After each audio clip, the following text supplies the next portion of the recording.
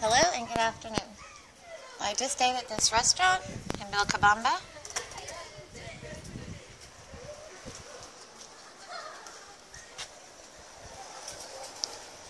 The best food that I've had in Ecuador. I highly recommend it. Let's see.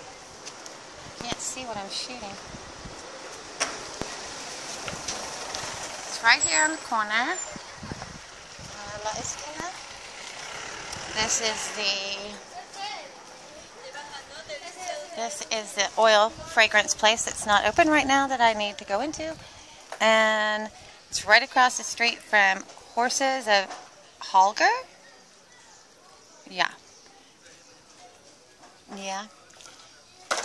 Very, very good. There's the little tienda that's over here.